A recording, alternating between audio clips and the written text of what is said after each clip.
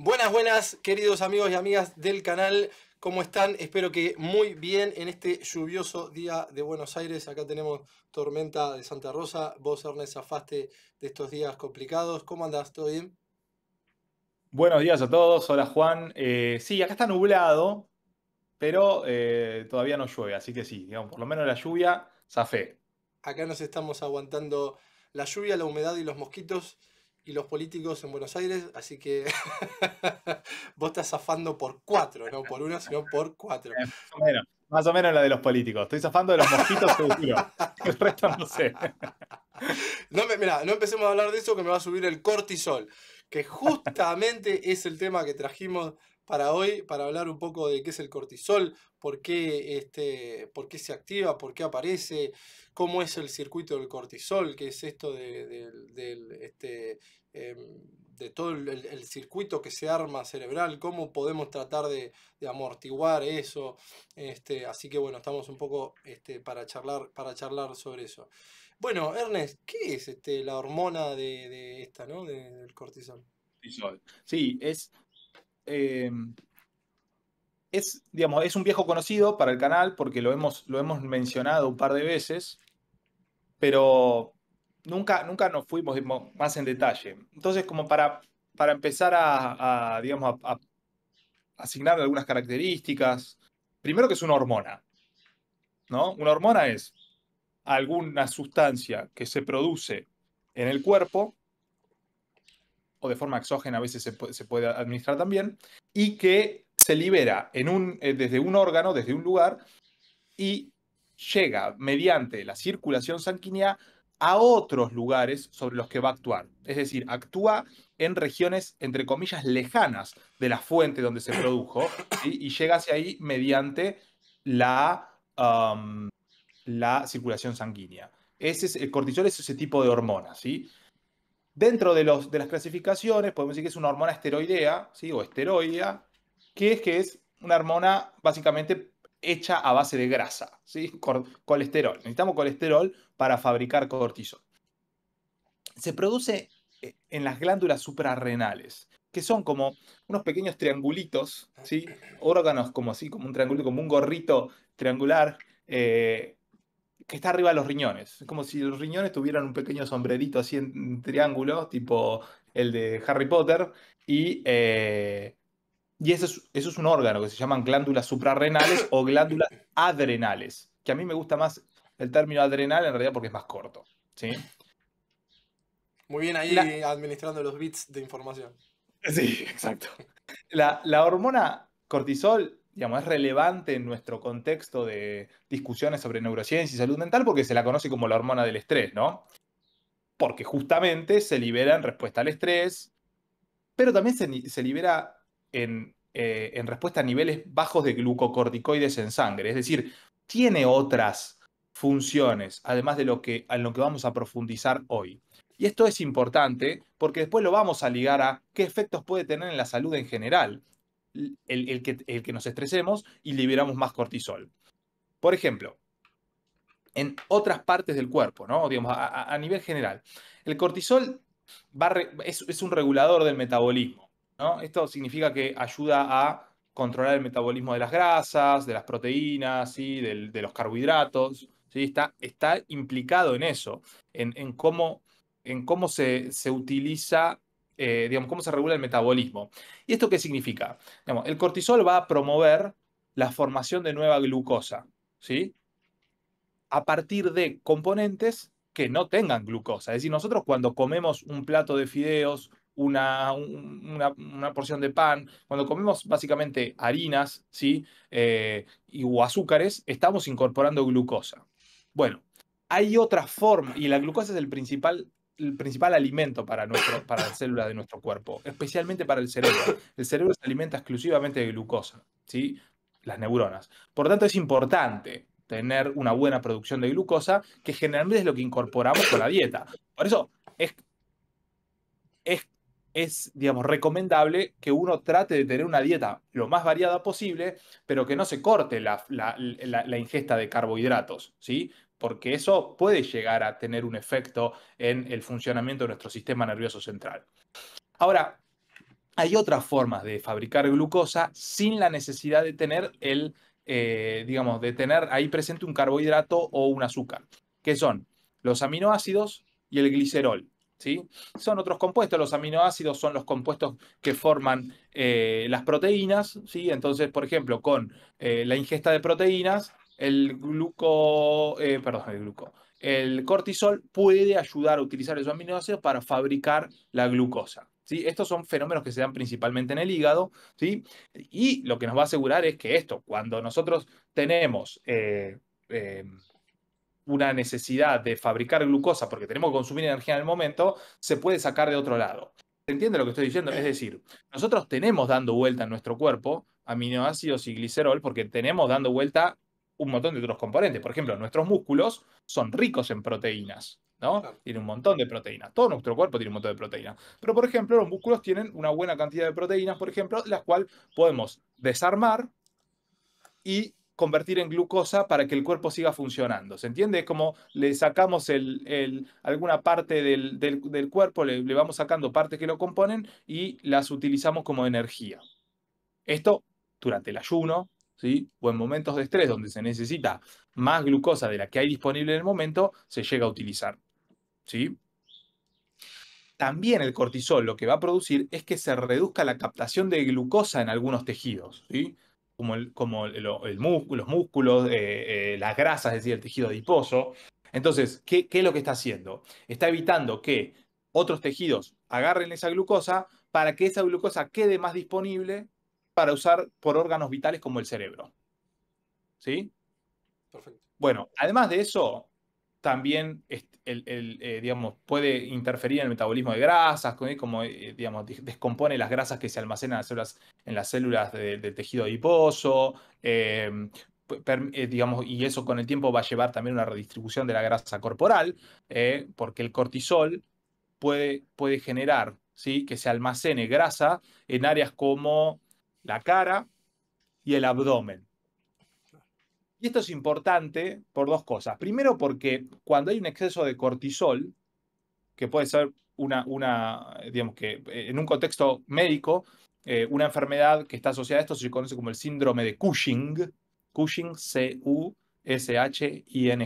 Cushing, va a producir un exceso de cortisol y ahí vamos a ver que hay una persona que tiene un abdomen, ¿sí? Globoso, ¿sí? Más bien redondeado, también con la cara más bien hinchada, pero las extremidades son flaquitas, ¿sí?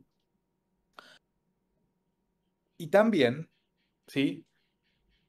Esto nos lleva a que nos encontremos en Instagram, sobre todo, publicidades de cómo combatir el cortisol belly, le dicen en inglés. Ah, How to fight cortisol belly, de la ¿sí? cintura. Entonces, claro, cómo bajar de peso, cómo modelar tu, tu físico deshaciéndote, ¿sí? De la redistribución de grasa corporal producida por el cortisol. Estos son, viste, estos planes de entrenamiento que se promocionan, bueno. Entonces, está la parte médica de como de síndrome de Cushing y están los que dicen, tenemos la técnica para que pierdas peso nada más, disminuyendo, perdón, la liberación de cortisol, etcétera, etcétera. La cosa es que el cortisol está como emergencia, es ante una cuestión de necesitamos glucosa porque necesitamos que el cerebro esté funcionando bien, ¿sí? Entonces ¿hay suficiente glucosa? Sí, listo, bloqueamos que todos los demás tejidos no la usen, se la mandamos al cerebro. No hay glucosa suficiente dando vuelta porque el tipo no comió, está en ayuno, tiene una dieta deficiente en glucosa, listo, vení, rompemos músculo, rompemos de donde sea, sacamos y fabricamos glucosa y Ok. se la enviamos al cerebro, por supuesto. Y, ¿Sí? y este circuito que estás mencionando así, ¿qué son estas siglas? CRH, ACTH, ¿cómo es todo esto? Adenohipófisis, ¿qué son todas estas palabras, estas siglas, estas letras? Nosotros tenemos Para la un eje, fabricación, ¿no? nosotros tenemos un eje hormonal de regulación digamos, del control, perdón, del control de la liberación de hormonas, que está compuesto por dos principales estructuras, que son el hipotálamo y la hipófisis. El hipotálamo es una estructura que está ubicada en nuestro sistema nervioso central, igual que la hipófisis, ¿sí?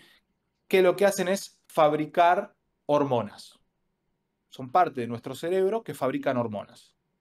El hipotálamo va a fabricar hormonas que son las que vas a ver generalmente como las que terminan con RH, porque RH viene a release hormone, o sea, de liberadora de la hormona tal. Entonces, en nuestro caso del cortisol, el hipotálamo, cuando recibe la señal de que hay que liberar cortisol, va a liberar una hormona que se llama CRH, que significa hormona liberadora de corticotropina. La es una hormona que induce la liberación de corticotropina. ¿Qué es la corticotropina? Es la hormona que produce el siguiente órgano, la hipófisis. Entonces pasamos de hipotálamo a hipófisis. El siguiente es la hipófisis. La hipófisis va a fabricar corticotropina. Cuando recibe la señal de parte del hipotálamo para liberar corticotropina, va a liberar una hormona que se llama ACTH, que es hormona adrenocorticotrópica o adrenocorticotropa. ACTH. Esa hormona que ahora liberó la hipófisis va a ser liberada al torrente sanguíneo y va a llegar a las glándulas suprarrenales o glándulas adrenales. ¿Y qué va a hacer? Va a producir que ahora esta glándula libere cortisol. Eso se conoce como el eje hipotálamo, hipófisis, adrenal o suprarrenal, y lo que hace es, por esta liberación de dos hormonas previas, la CRH, la ACTH, en última instancia lo que generó es que estimular, darle la señal a la glándula suprarrenal para que libere el cortisol que produce. Ahora, el cortisol va a estar en sangre, va dando vueltas, va a llegar al cerebro, va a llegar a todos lados. Cuando llega al cerebro, el hipotálamo lo va a recibir también. La hipófisis también la va a recibir. Y entonces, ¿qué dicen? Bueno, hay suficiente cantidad de cortisol en sangre, porque lo estamos midiendo, no tenemos que pedirle que libere más. Entonces, deja de liberar tanto el hipófisis como el hipotálamo las hormonas que venían liberando. Entonces, de esta manera, el cortisol, ¿sí? Genera digamos, el circuito entero genera una retroalimentación por la cual cuando hay suficiente cortisol liberado en condiciones normales, el hipotálamo y la hipófisis dejan de mandar la señal a la glándula suprarrenal para que lo siga liberando. ¿Sí? De alguna manera, el cortisol inhibe su propia liberación. Y esta retro... Ah, sí, sí, sí. Sí, no, no, dale, dale, dale. No, y esta retroalimentación negativa que estás diciendo, ¿por qué en algunos casos no funciona? Porque nos dicen, bueno, basta, ya liberé suficiente cortisol. ¿Por qué nos Perfecto. intoxicamos? ¿Por qué nos podemos intoxicar de cortisol, no? Por arriba del eje hipotálamo, hipófisis, adrenal, hay estructuras, por arriba me refiero a una cuestión de jerarquía. Hay estructuras que ejercen un control sobre este eje y que son estructuras de nuestro sistema nervioso central como el hipocampo, la amígdala. Tanto el hipocampo como la amígdala son estructuras que forman parte del sistema límbico. El sistema límbico es un conjunto de estructuras dentro de nuestro cerebro que están asociados al procesamiento y la regulación emocional. Tanto el hipocampo como la amígdala pueden generar, ¿sí?, señales que en última instancia le van a decir al hipotálamo, libera más cortisol, no liberes más cortisol. Eso está jerárquicamente por arriba de las decisiones que pueda tomar el hipotálamo en base a la cantidad de cortisol que hay dando vueltas. Entonces, si el hipocampo le está diciendo al hipotálamo, libera, libera, libera, libera, el hipotálamo sigue liberando. Ok. Sigue, sigue, sigue, sigue. ¿Sí? Eso sería, estamos diciendo en condiciones de por qué podría una persona que no tiene ningún otro problema, ¿sí?, tener una alteración con elevados niveles de cortisol en sangre todo el tiempo. Porque una explicación, hago un paréntesis y vuelvo a esta lógica, ¿eh? Una explicación alternativa sería que hay algún problema de manera más sistémica, es decir, por ejemplo, que hubiera una mutación en los receptores para el cortisol, receptores para glucocorticoides en las estructuras del hipotálamo, y entonces nunca sensa que hay suficiente cortisol dando vuelta. Entonces lo sigue liberando. Como no puede captar cortisol, dice, no hay, no hay, no hay. Pum, pum, pum, libera, libera, libera, libera. ¿Sí?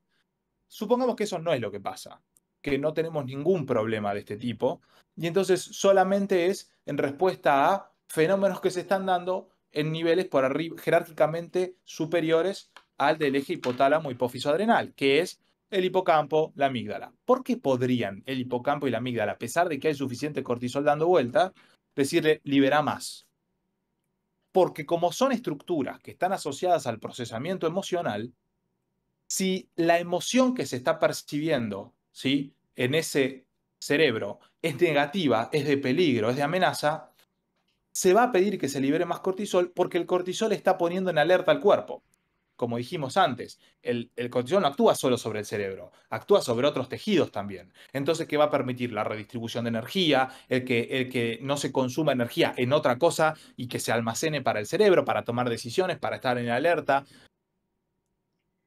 Todo el tiempo, ¿sí?, estar expuesto a un fenómeno de hay peligro, tengo que estar cuidándome, mi integridad física, etcétera, etcétera. Puede ser problemas de imaginarios, y ahí entramos en trastornos como pueden ser la ansiedad, problemas imaginarios no necesariamente reales, que nos hacen que estemos todo el tiempo en alerta, se envía la señal y se sigue liberando cortisol. Dale, dale, dale, dale, dale. ¿Se entiende? Casi que diríamos, donde manda marinero no manda capitán, en un sentido. Claro, Al revés. Donde manda capitán no manda marinero. sí. Sí. Bueno, pero acá podría ser, porque sigue mandando uno sobre el otro y por ahí eh, termina ganando el cortisol, pero hasta ahora no parece tan malo. Digo, bueno, ¿qué pasa? Está bien, sí. ¿Y qué podría pasar si yo me tengo esta acumulación de cortisol? Que de hecho también te pregunto si esto lo miden, si se suele medir. Sé que se puede tomar en sangre o se puede con saliva, ¿no? En algunas pruebas del cortisol. Sí, nosotros tenemos una medición de cortisol en sangre que uno, digamos, generalmente cuando tiene que hacer, si a alguien uno le piden una medición de cortisol, sí, su médico, eh, no, generalmente hay que cumplir ciertos criterios, como ir en cierto horario, o una cuestión de como lo más temprano posible. Digamos, hay ciertas cosas que hay que cumplir, digamos, no es como cuando necesitamos nada más ver cuántos glóbulos blancos y cuántos glóbulos rojos tengo, ¿sí? Pero tampoco es mucho más complicado, ¿eh? Digamos, hacerlo es como, se tiene que cumplir algunos requisitos, como que yo, generalmente es ir un poco más temprano, ¿sí? O cierto tipo, alguna cosa así que ahora no recuerdo, pero nada mucho más complicado. Porque lo que queremos, lo que va a medir un nivel de cortisol en sangre, que lo mismo se puede hacer en saliva, pero la de sangre es un poquito más eficaz para lo que queremos, es medir cuánto hay dando vueltas de base por el cuerpo. Pero eso no nos dice cuánto hay en el cerebro. Nos dice que está elevado a nivel general, Ok. pero se puede medir. Sí. Podemos inferir por el nivel de cortisol en sangre si hay un mayor nivel de cortisol en el cerebro? Sí y no, porque que haya un nivel elevado de cortisol en sangre seguramente se corresponda con un mayor nivel de cortisol en el cerebro de lo que esperaríamos, pero que hubiera un nivel de cortisol normal en sangre no nos dice que no hay un nivel de cortisol elevado en el cerebro en el momento que se toma la muestra. ¿Sí? Entonces no se puede descartarlo del cerebro, pero si no te da elevado, pero si te da elevado, y sí, arrimás el bochina que la cosa está ahí, digamos, está elevado también a nivel del sistema nervioso central. Entiendo que hay una hora, ¿no? Que a la mañana hay como un pico de cortisol, ¿no? Tipo a las 8 de la mañana, por ahí. Un poquito más temprano, sí, porque el cortisol es una hormona que independientemente de una respuesta al estrés, de una respuesta a situaciones de, como venimos explicando, se libera en forma circadiana. Es decir, durante el día los niveles de cortisol en sangre varían. Es decir, supongamos que estamos eh, exentos de toda preocupación, que hace 10 días de vacaciones, estamos tranquilos, no pasó nada en nuestra vida que nos preocupe, ¿sí? Bueno, no hay razón en ningún momento estamos comiendo bien, descansando bien, estamos haciendo playa, ¿sí? Bueno, igual se va a liberar cortisol, ¿sí? Se va a liberar cortisol de forma periódica, es decir, cada cierto tiempo. Y el momento de mayor liberación de cortisol en nuestro cuerpo es cercano al momento del despertar. En condiciones normales, el despertar se produciría, ¿sí?, más o menos cercano al amanecer, un poquito después, generalmente, ¿no? Entonces, uno podría considerar que el aumento del nivel de cortisol, ¿sí?, está cercano al momento del nivel de despertar, y esto incide en el despertar, de hecho, nos ayuda a despertarnos. Un pico de cortisol ayuda a que la persona se despierte. Va aumentando de a poquito durante la noche hasta que en un momento, ¡pum!, hace un pico, la persona se despierta, arrancamos el día. La alarma no induce un pico de cortisol, ¿eh? Pero la liberación de cortisol se da de esta manera, cada 24 horas más o menos, alrededor, ¿sí?, de 24 horas, ¿sí?, hay un aumento, un pico de cortisol que después va disminuyendo. Ahora, queda el nivel de cortisol en sangre, ¿sí?, durante el día y va bajando de a poco hasta que en horas de la tarde, a partir de generalmente de las 5 o 6 de la tarde, lo que empieza a aumentar de a poco es la melatonina, que es la hormona que nos va a inducir el sueño. Entonces, hay un momento, bueno, el cortisol empieza a bajar, la melatonina empieza a subir de a poco, entonces de aquella hormona que nos provocó el despertar, cada vez hay menos. Y de la hormona que nos va a inducir el sueño, cada vez hay más. Entonces, en algún momento, nosotros nos vamos a dormir, pico de melatonina en algún momento cercano a la hora de dormir, nos vamos a dormir y ahora empieza a disminuir la melatonina. Y muy de a poco va a empezar a aumentar el cortisol, hasta que tengamos el pico del despertar. Esto va a estar alterado si nosotros ya tenemos dando vuelta mucho cortisol. Entonces, todos los que nos estén escuchando en este momento, que se despierten alrededor de las 3:30, 4 menos cuarto de la mañana, ¿sí?, en esa hora, alrededor de las 3 de la mañana, ¿sí?, 3, 4 de la mañana, que se despiertan, todos los días se despiertan a esa hora como si ya estuvieran listos para irse a trabajar, como ya estuviera todo, y se dan cuenta la hora que es, no se despiertan porque suena la alarma, se despiertan espontáneamente. Y una explicación que podríamos encontrar para eso es que ya hay de base un mayor nivel de cortisol, por lo cual el pico, digamos, el umbral ese que se pasa para generar el despertar, se produce antes. Claro, claro, los tipos ¿Por se... qué hay más cortisol dando vuelta? Bueno, por lo que estábamos hablando antes. Porque estamos en alerta, porque estamos preocupados y entonces el sistema está respondiendo a esas emociones negativas. Entonces ya hay más cortisol dando vuelta todo el tiempo porque uno está ahí. Me cuesta quedarme dormido. Y bueno, claro, macho, fíjate, piensa esto. No solo que estás con el teléfono con brillo máximo, ¿sí? Y eso te distrae y disminuye la cantidad de la hormona inductora del sueño, que es la melatonina, sino que además a uno le puede llegar a costar quedarse dormido porque hay mayor nivel de cortisol dando vueltas. Y encima es el momento donde los que se van a acostar empiezan a pensar, ¿no? Tendría que haber dicho esto, tendría que haber pensado lo otro. Y empezamos con las preocupaciones, no llego a fin de mes, todavía tengo que pagar esto, ¿qué pasa? Me peleé con tal y la verdad que me tengo que reconciliar, tengo ganas de irme de mi trabajo. Arranca, ¿no? El momento de la rumiación. Bueno, también está inducida por los niveles de cortisol, porque ahí está el momento también de preocupación. Irse a dormir es un momento de vulnerabilidad. Claro. Sí, y el tema este de que hay, para esto como me estás contando, de las rumiaciones, de los pensamientos automáticos, de la gente que tiene preocupaciones excesivas o estar en estado de alerta constante, puede tener algún efecto neurotóxico a nivel de las neuronas, de las dendritas. Puede ser que el cortisol degenere en algún punto toda esa parte o no. Sí, sí, es interesante la pregunta. Eh, vamos a ir a fondo con eso. Cortisol tiene varios efectos importantes en el sistema nervioso central, ¿sí? Y va a terminar influyendo distintas funciones, incluso el comportamiento. Primero, como decíamos antes, el eje hipotálamo, hipófisis adrenal va a estar influenciado por el cortisol, porque es el que tendría que cortarlo. El cortisol, ¿sí?, cuando se libera en muchas cantidades y llega al sistema nervioso central, se va a unir a estructuras, como por ejemplo, ¿cuál? La amígdala. ¿Se acuerdan que habíamos hablado antes de la amígdala? ¿Qué hace la amígdala? La amígdala le da la valencia afectiva a los inputs sensoriales que recibimos, o a los inputs desde afuera del sistema nervioso central. Es decir, nosotros captamos con nuestra audición, con nuestra visión, una imagen desde afuera.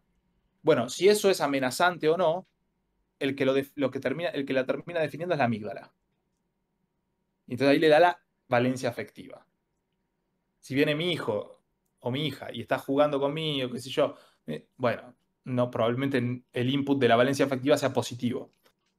Si me vienen a saltar, la valencia afectiva de ese momento que se le atribuir a ese momento va a ser negativa.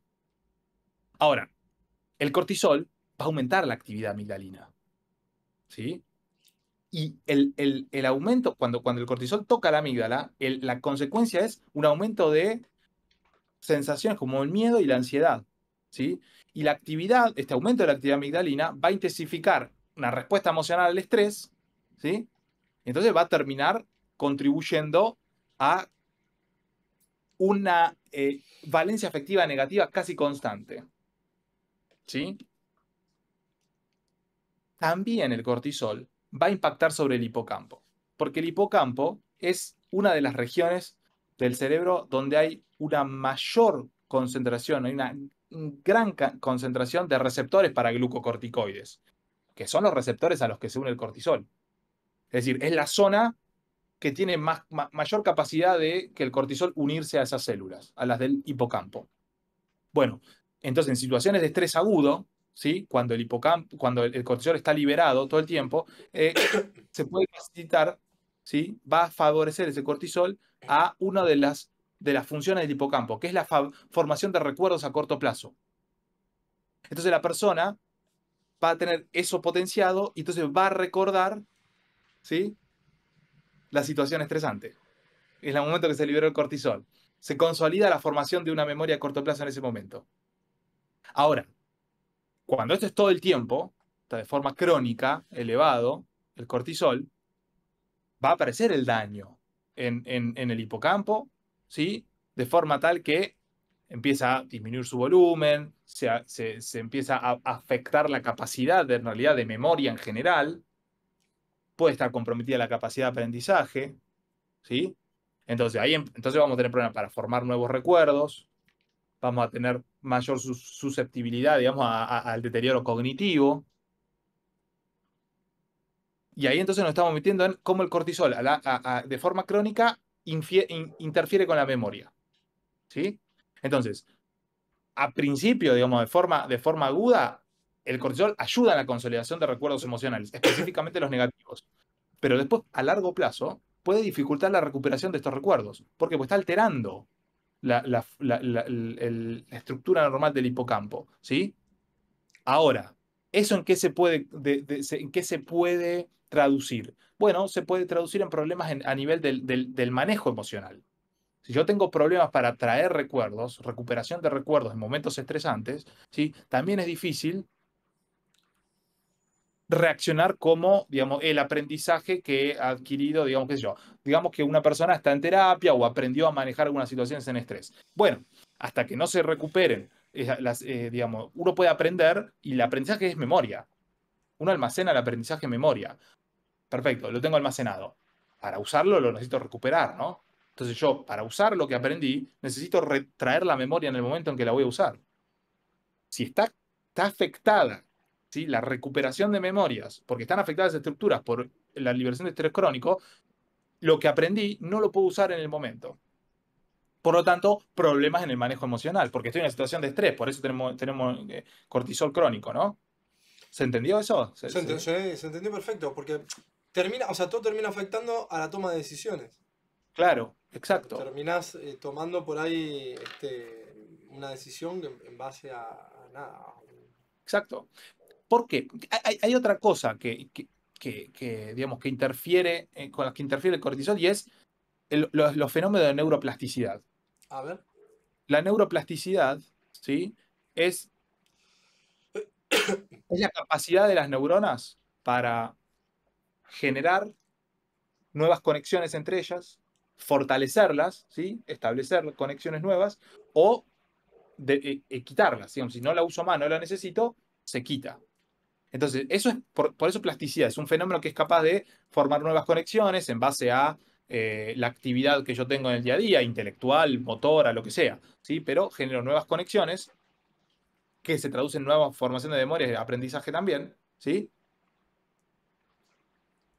Pero en niveles elevados de cortisol van a interferir con este fenómeno de neuroplasticidad. Entonces, ahora van a dificultar la capacidad que tiene el cerebro para adaptarse a nuevas experiencias, porque no puede formar nuevas conexiones. Y generar, bueno, ahora aprendí esto, tengo este recuerdo, voy a poder manejar esto de esta manera. No lo puedo formar. No solo eso, sino que a largo plazo lo que se produce es no solo que queda, digamos, se pierde en el fenómeno de neuroplasticidad, sino que se entra en un fenómeno de neurodegeneración. Es decir, niveles altos de cortisol pueden generar, ¿sí?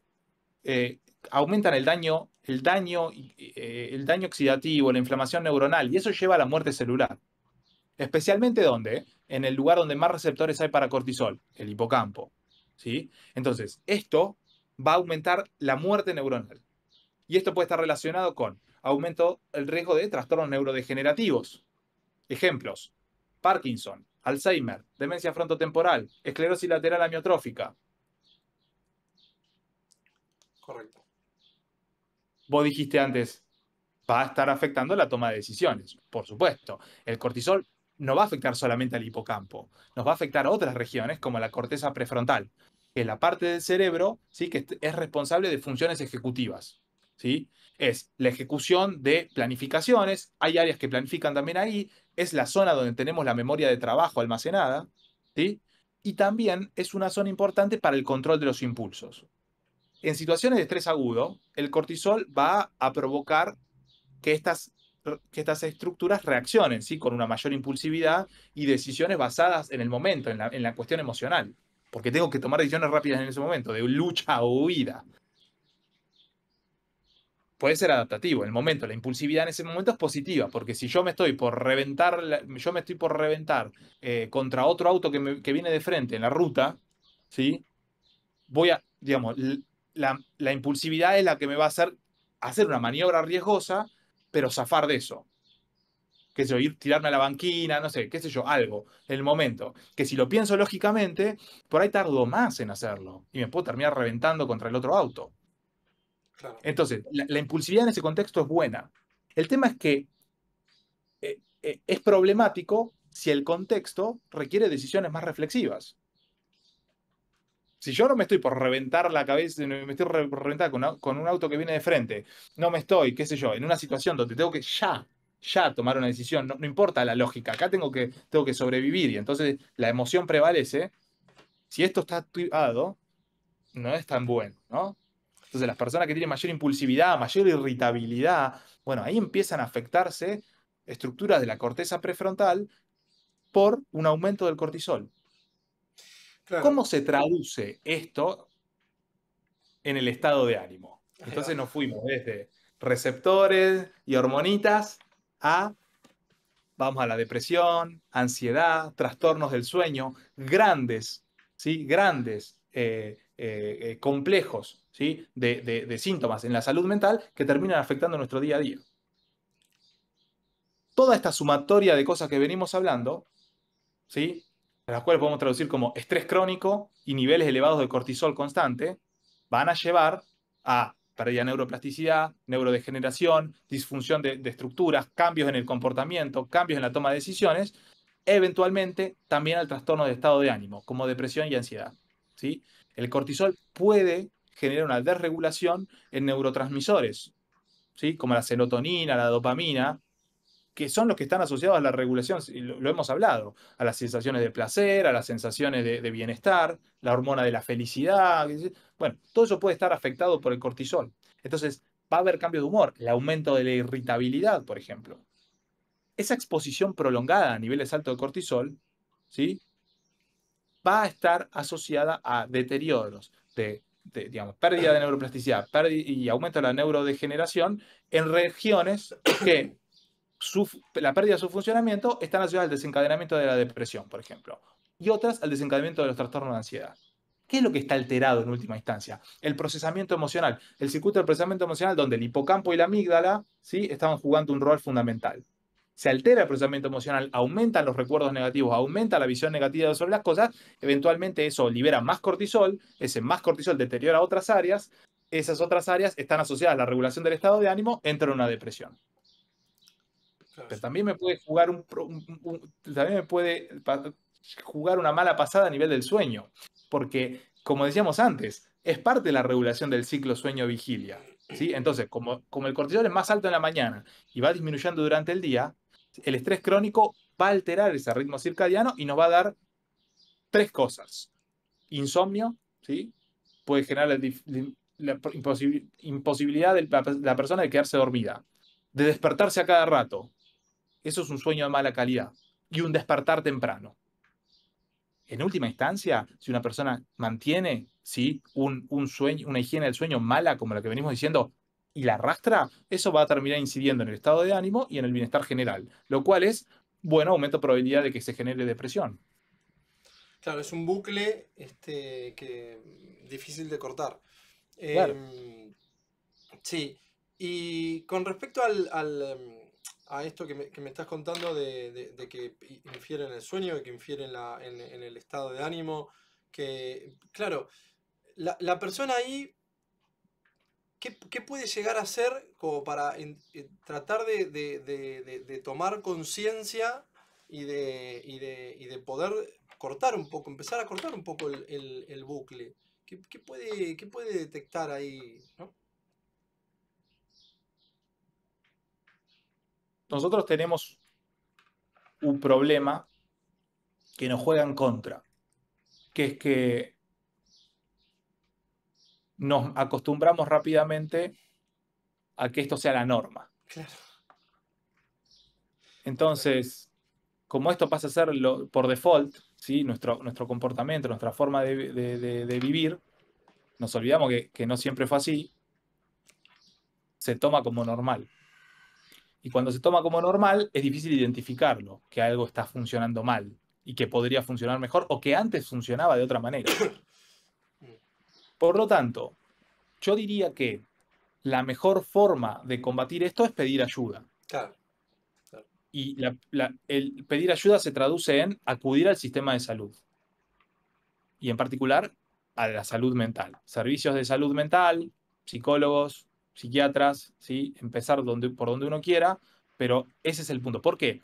Porque eso va a ayudar a que alguien desde afuera, un tercero, que objetivamente te escucha, te hace preguntas, hace evaluaciones si tiene que hacerlas y pueda, digamos, con mayor objetividad, evaluar si lo que está pasando es normal o no.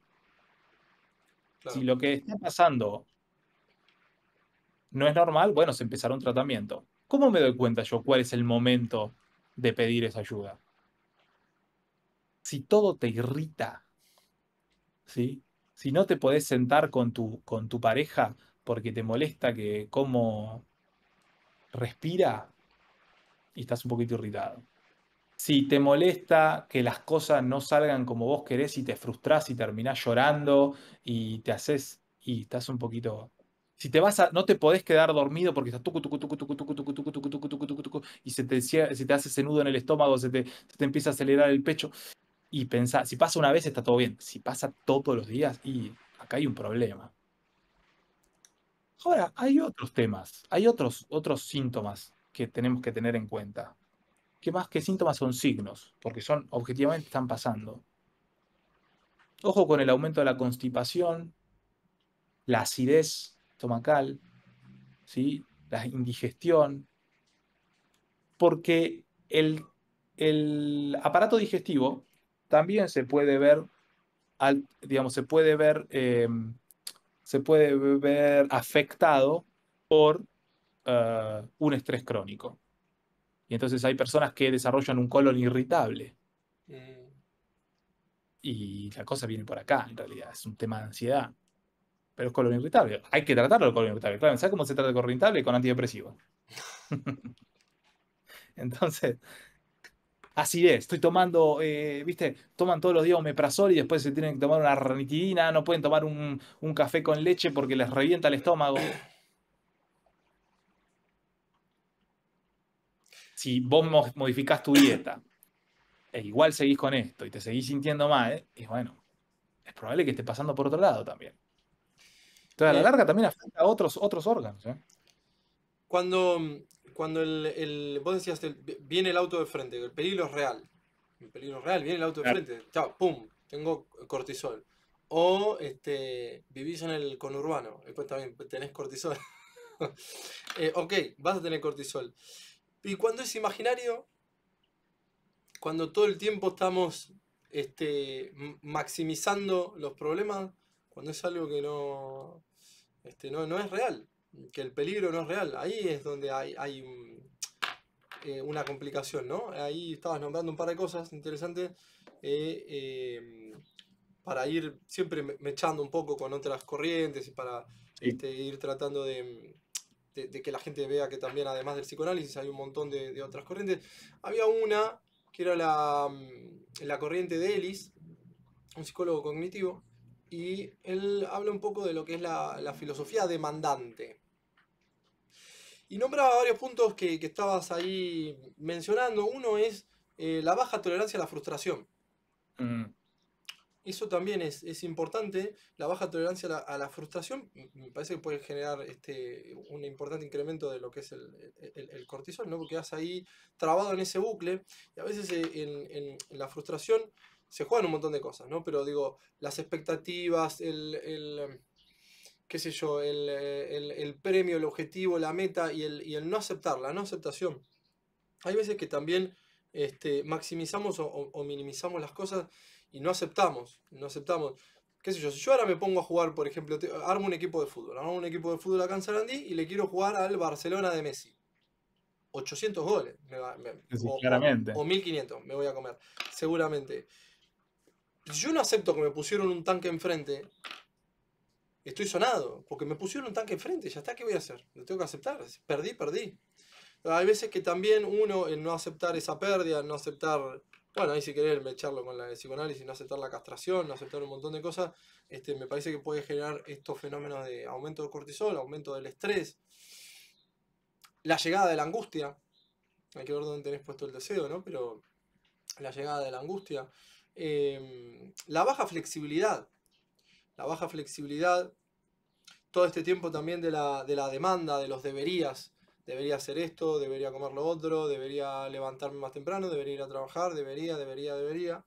Y toda esa parte de la demanda eh, y de este padre crítico que hemos nombrado también en algún otro video, o super yo, si lo querés llamar, de que te está todo el tiempo indicando, marcando y que pone lo que es el ideal del yo o el yo ideal muy alto, no es lo mismo, pero para el caso aplica,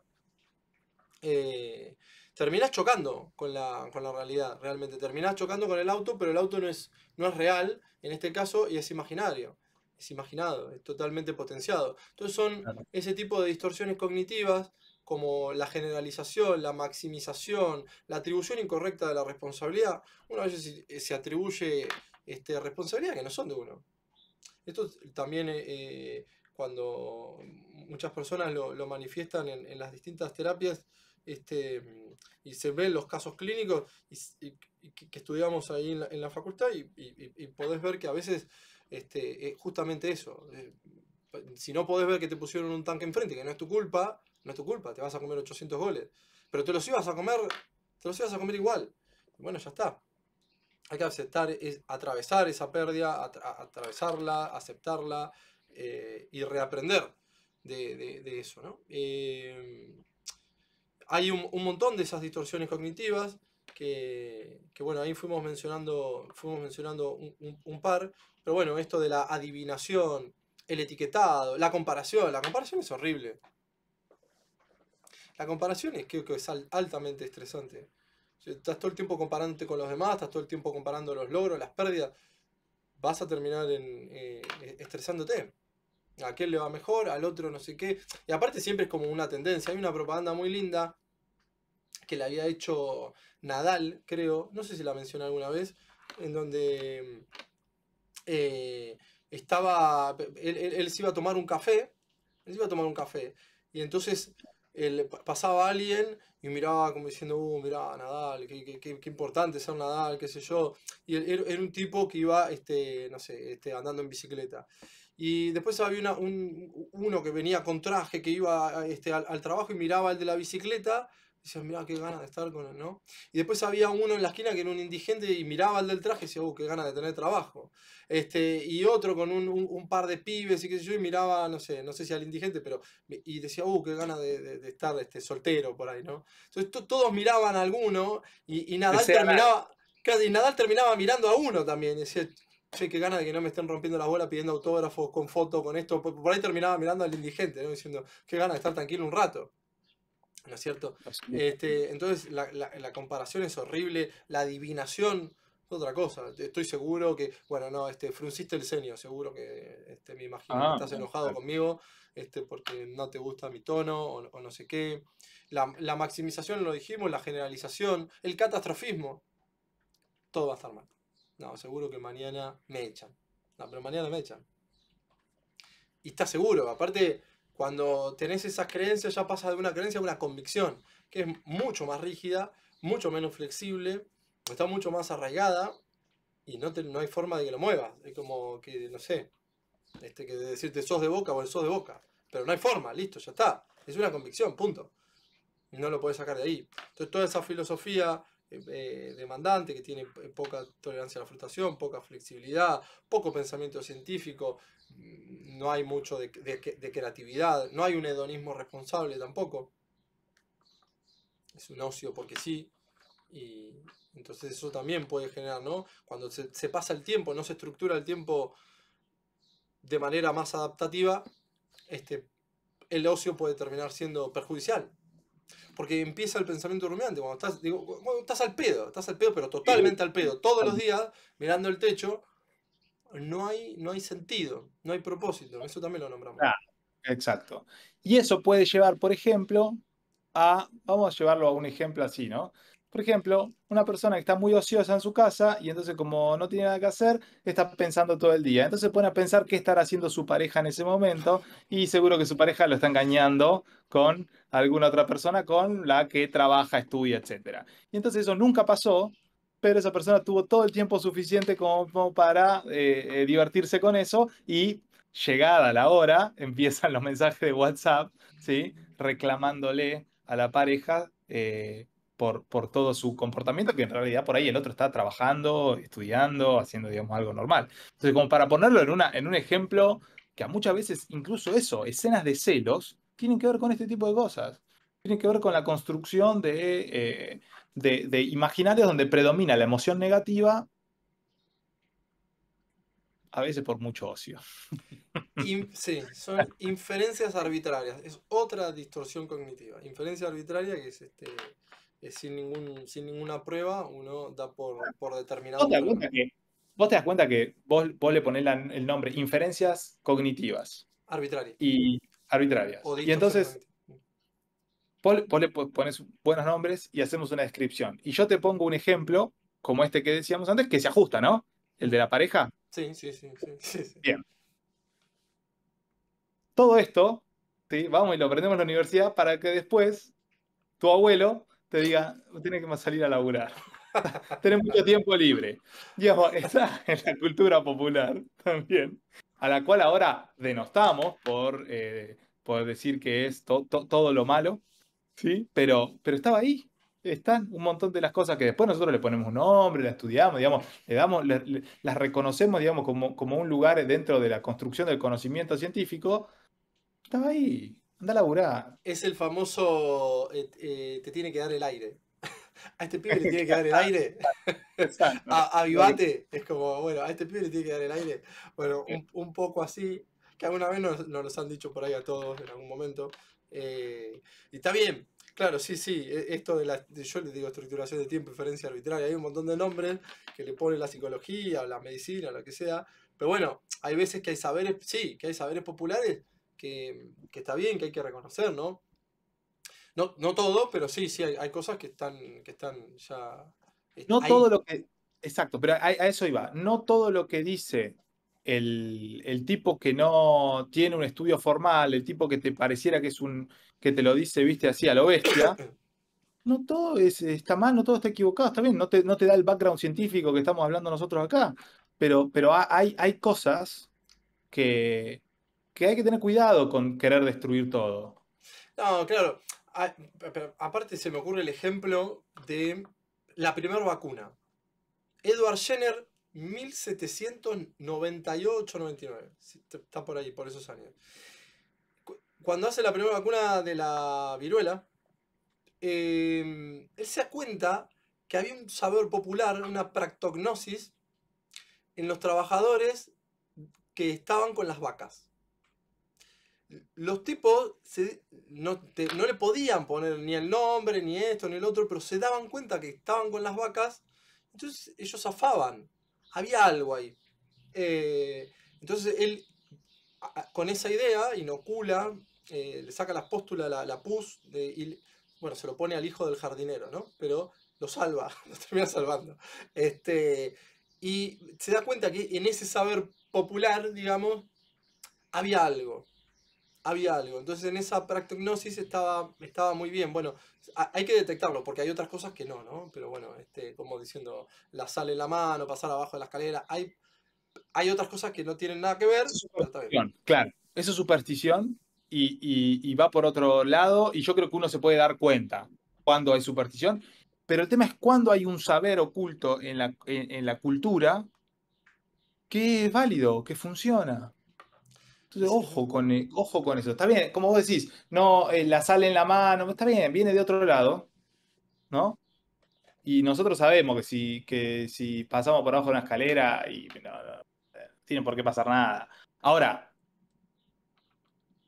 hay cosas que a uno le pueden chocar, ¿cómo vas a decir eso? Porque, macho, la verdad, a veces, después va a aparecer algún neurocientífico, algún antropólogo, algún sociólogo que le va a poner el nombre a la teoría, te lo va a poner con palabras lindas y vos lo vas a comprar. Claro, le ponemos distorsiones Pero anda cognitivas dando y entra. vueltas, muchacho, anda dando vueltas, claro. Es un error muy grande para mí, esto es una opinión, por supuesto, es un error muy grande de parte de una sociedad que afortunadamente tiene cada vez más acceso a la educación y a la información, eh, tildar de ignorantes a otros. Es un error muy grande, porque lleva a decisiones paternalistas, ¿sí? A nivel político, social, lleva a decisiones paternalistas en lugares donde no corresponde, ¿sí?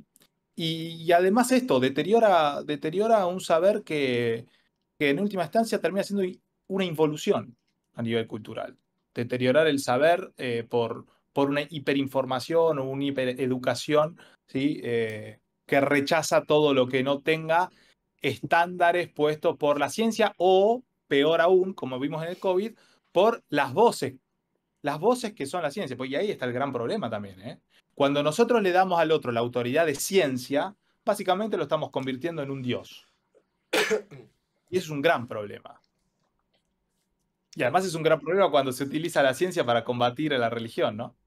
Es un gran problema, porque en realidad se pone a la ciencia en el lugar de un dios también. Es decir, es mi dios contra tu dios. Es tu dios que hace milagros contra mi dios que te explica todos los fenómenos de manera racional. Pero es un dios. Y es lo mismo que hacen, ejemplo, es Richard Dawkins, ¿sí? Que habla de evolución. Es un problema la forma en la que él habla. Declarado El, ateo, ¿sí? Antirreligioso, furibundo, el gen egoísta, ¿no? el gen egoísta. Y en realidad, cuando vos lo lees, el tipo te está hablando de la evolución como si fuera un dios. La evolución hace esto, la evolución hace. ¿Qué es la evolución? Bueno, es una fuerza. Ah, ok, ¿y qué es Dios? ¿Entendés? Y bueno, y Dios es eso, es una presencia que. Y entonces no me estás diciendo lo mismo.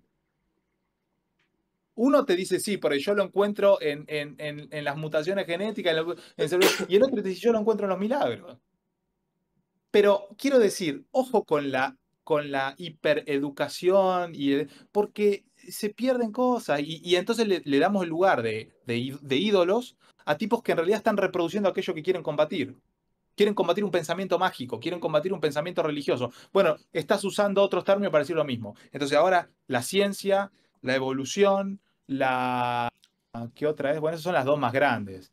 Pero la ciencia y la evolución son dioses, ¿eh? Son dioses que se ponen, son dioses, no son directamente ídolos, son dioses. Porque son capaces de explicar todo.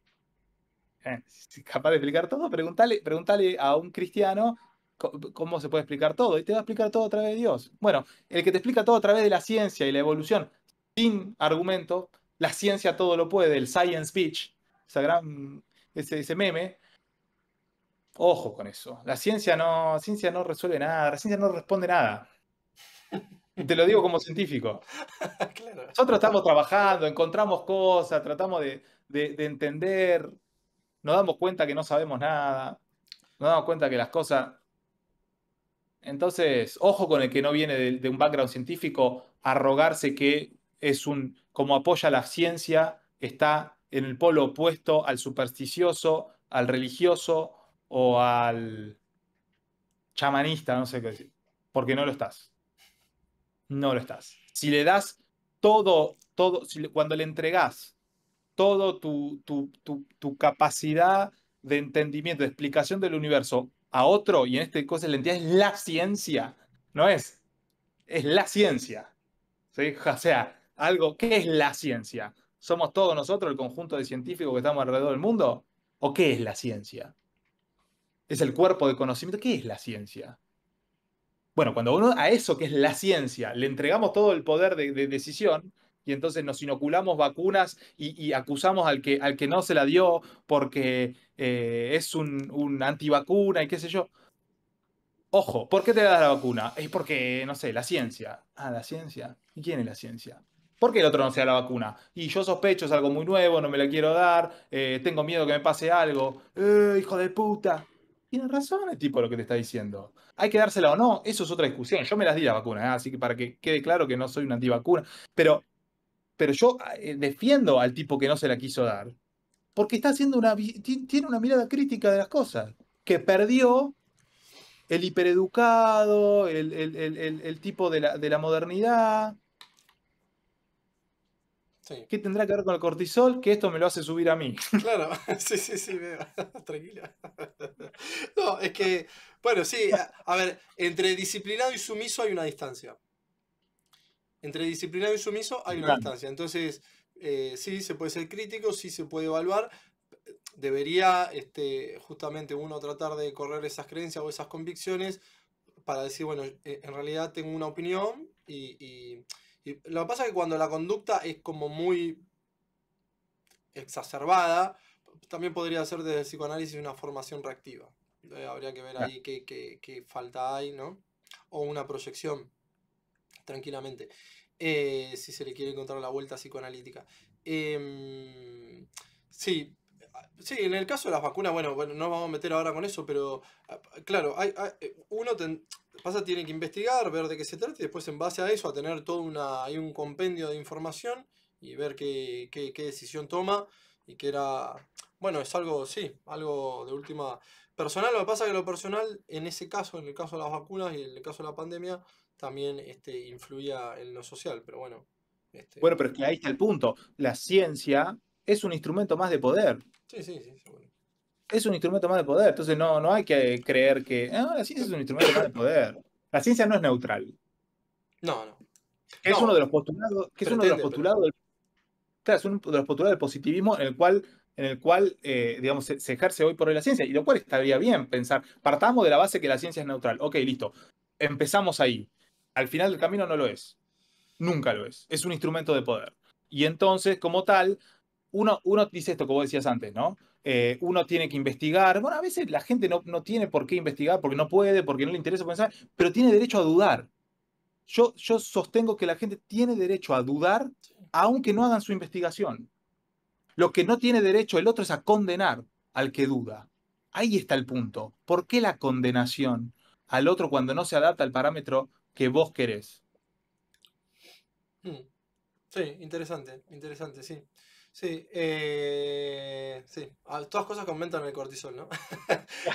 Sí. Sí, habrá para salir y justamente, Bueno, tratar de pará, bajar el vamos a cortisol. salir elegantemente, vamos a salir elegantemente. Época de pandemia, donde todas estas discusiones se dieron, hubo un aumento de depresión y de trastornos de ansiedad porque vivíamos en una situación de alerta, de estar preocupados, del contagio, de cuidarnos, de descontaminar los alimentos cuando los traíamos a casa, de las distancias, de los protocolos. Eso fue un aumento a nivel general de todo el mundo de una sensación de peligro. Bueno, ahí teníamos todo el cortisol por las nubes. Por eso, si a alguno le interesa o escuchó o vio, habrán visto que aumentó el consumo de benzodiazepinas durante la pandemia y que aumentó el reporte de malestar, de estados de emocionales negativos. Y sí, es entendible. Yo Justificado, ¿eh? Ahí no estoy en contra de eso. Es justificado. tenía el Porque, cortisol por las nubes. Yo fui uno de los claro. primeros casos de, Ah, sí. sí, sí, y de rebote, no es que venía de Suiza, la gente por ahí que me está viendo dice, no, este vino de Capri, no, me la contagié de rebote por una exnovia, en ese momento estaba ahí. Fui Alberto decreta, no voy a contar mucho, pero solamente esto, Alberto decreta la cuarentena el 20 de marzo, yo el 24 estaba internado. El Ah, caso, horrible. yo fui el caso 525. Ah, mira. Al toque, al toque. 3 meses encerrado, imagínate, pero encerrado literal, o sea, yo por norma no podía salir, no podía salir ni a comprar, y justo estaba en la casa de mi ex y no llegaba la comida, nada, fue un quilombo, fue un quilombo, era, no sé, era Rambo, en cualquier momento iba a acabar un pozo y iba a comerme hormiga, no sé qué iba a hacer, estaba complicado. Pero bueno, yo sé que hay maneras, alimentos que bajan el cortisol. El hacer deporte, Sí. tengo entendido que libera el estrés, baja el cortisol y hay algunos alimentos, no sé si te acordás de alguno, si no, yo sé que por ejemplo la banana, alimentos con magnesio, también pueden llegar a bajar el cortisol. El no comer, bueno, nada, toda la parte que tiene azúcares, ¿no? Como Sí, una Coca-Cola, qué sé yo. uno de los fenómenos que los que nosotros no hablamos hasta acá sobre el cortisol, que es el efecto que genera a nivel inflamatorio. Es un modulador de la inflamación, ¿sí? Eh, entonces, a nivel del cerebro, ¿sí? A todo el cerebro le ponemos neuro. Entonces, la neuroinflamación, ¿sí? El cortisol tiene propiedades antiinflamatorias en general, ¿sí? En nuestro cuerpo. Pero en el contexto del estrés crónico puede tener el efecto opuesto y puede promover la inflamación crónica en el cerebro, ¿sí? Esto es porque hay una desensibilización, viste que antes hablamos de los receptores Sí, glucocorticoides. sí. Sí, eso, bueno, una desensibilización de esos de los receptores glucocorticoides en las células que tienen un rol en la inmunidad en el cerebro, ¿sí? Que se llaman microglía, ¿sí? Que Claro. normalmente van a responder al cortisol inhibiendo la inflamación. Bueno, este efecto paradójico por un estrés crónico con una desensibilización de los receptores hace que no respondan a eso. Entonces se genera lo contrario, es una activación crónica de la microglía que va a liberar proteínas, citoquinas, se llaman proinflamatorias, ¿sí? Que van a hacer que haya inflamación neurotóxica, daño neuronal. Esta inflamación crónica, ¿sí? Se puede combatir con alimentos que sean buenos, digamos, que tengan un buen efecto antioxidante. Porque otro de los problemas que tenemos a nivel, digamos, inflamatorio es el daño oxidativo, ¿sí? La generación de especies reactivas de oxígeno, ¿sí? Especies reactivas de oxígeno, ERO. Eso es el estrés crónico, ¿sí? Y la exposición prolongada a los niveles de cortisol altos van a hacer que se aumente la producción de estas especies reactivas de oxígeno en el cerebro. ¿Sí? Son moléculas, ¿qué son las especies reactivas de oxígeno? Son moléculas que pueden, digamos, dañar otros componentes celulares claves, ¿sí? Como que sea el ADN, lípidos y proteínas, que son las que forman las membranas celulares, ¿sí? Y el daño oxidativo, ¿sí? Por especies reactivas de oxígeno, está asociado al envejecimiento, ¿sí? Claro. Envejecimiento celular, ¿sí? Neurodegeneración. Entonces, alimentos ricos con un efecto antioxidante nos van a ayudar. ¿sí? En esto. ¿Cuáles son alimentos que tengan efecto antioxidante? Frutas, sobre todo frutos rojos, ¿sí? Eh, frutos secos tienen una buena propiedad antioxidante. Vos lo dijiste antes, las bananas, Remolacha. eh, la Remolacha. remolacha, aceites como el aceite de oliva, ¿sí? Cúrcuma y pimienta negra. Y la disminución en el consumo de alimentos ultraprocesados, todo lo que viene empaquetado básicamente, porque hay ciertos componentes de los alimentos ultraprocesados que favorecen la inflamación. Entonces, como estamos tratando de combatir el efecto inflamatorio que se genera con el estrés crónico, disminuir el consumo de galletitas, snacks, ese tipo de cosas. No que no se los no que no coman más, pero Disminuir un poquito. Bajar la tasa de frecuencia. disminuirlo. Claro, eso sería positivo en este contexto. Y ahí nombraste la citoquina. La ILF 1.7, ¿cuáles eran las? Había unas, porque me acuerdo de haberlo leído en el manual que nos habías pasado, mirá. Bueno, lo que leíste es que hay citoquinas, son proteínas, ¿sí? Que se liberan en respuesta digamos, a un daño que se produzca, ¿no? En la respuesta a un daño se van a liberar ciertas proteínas que son como señales, ¿sí? Para que se activen algunas otras cosas. Sí. Esas son las interleuquinas 1 y la interleuquina 6, las que habías leído, que son interleuquinas, son estas proteínas, ¿sí? Que están asociadas a la regulación de la inflamación y que van a tener un rol en la activación del sistema autoinmune. Y ahí se puede producir. Había una que era tenía una correlación con algunas enfermedades. No me acuerdo si era la 1 o la 6, que tenía relación, no sé si era con el cáncer, no me puedo acordar, pero Bueno, hay una tercera, digamos, de las que no nombramos, que se llama factor de necrosis tumoral alfa. ¿Sí? Es otra, digamos, es una citoquina proinflamatoria también, ¿sí? Además de la interleuquina 1 y la interleuquina 6, el factor de necrosis tumoral alfa también, ¿sí? Y lo que vos seguramente viste del cáncer es que, digamos, las citoquinas lo que promueven es atraer células del sistema inmune al sitio donde se están produciendo, ¿sí? El sitio de la lesión, de la infección. ¿Y cómo lo hacen? Bueno, aumentan la permeabilidad de los vasos sanguíneos. Aumentan la permeabilidad, o sea, que las paredes de los vasos sanguíneos, ¿sí? Sean más permeables, entonces las células inmunes pueden entrar al tejido afectado, porque pueden salir de la sangre y entrar al tejido. ¿Sí? Es como que le abrís la puerta. Entonces vienen circulando por la sangre, ¡boom! Le ayudas a que entren en ese lugar. Esa es una forma, ¿sí? De la cual se está estudiando para combatir a los tumores. ¿Cómo podemos utilizar las respuestas inflamatorias para combatir, para que las células de la respuesta inmune rompan a las células tumorales? Entonces, la modulación de las citoquinas, ¿sí? Que más van a generar esto, es importante, es parte de las investigaciones, ¿sí? Que se hacen para buscar de qué manera podemos reventar tumores. muy bien, muy bien, muy bien. Sí. Bueno, con el cortisol creo que, no sé, que estamos. ¿O querés agregar Sí, alguna cosita más? Sé que, a ver, porque sé que lo utilizan, vos lo nombraste al principio del video, cuando le dan corticoides a una persona y termina inflamándose, pero es necesario, ¿no? el En algunas síndrome de ocasiones. Cushing. En algunas Claro, ocasiones bueno, es necesario el corticoide.